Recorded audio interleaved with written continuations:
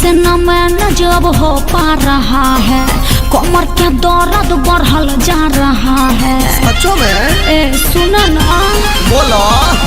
हमसे न मैनेज अब हो पा रहा है, कमर के दर्द बढ़ल जा रहा है। कोइला न कवनो उपाया के, कोइला न कवनो उपाया के। तहाई जैसी लला अब न छोप दी हर दिया तर दिया, पता न चली करी होइया के। अब न छोप दी हर दिया तर दिया, पता न चली करी होइया के। जल्दी कुछ करे।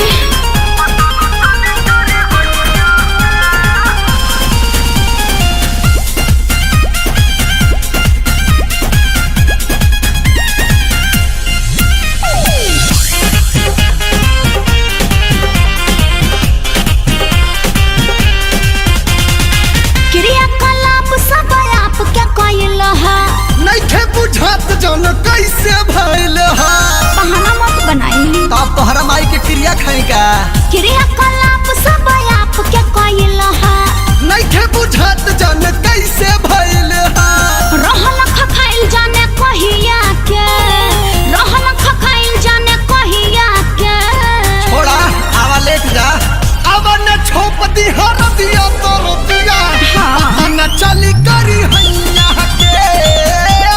छोप दी हर दिया दर दिया, पता न चली करी हैया के।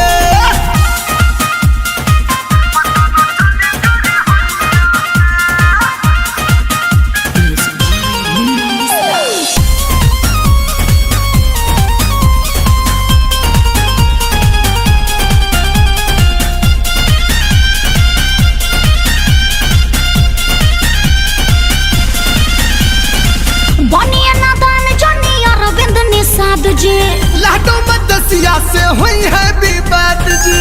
अच्छा बनिया नादान जोनी अरविंद निषाद जी, लाडो मदसिया से हुई है विवाद।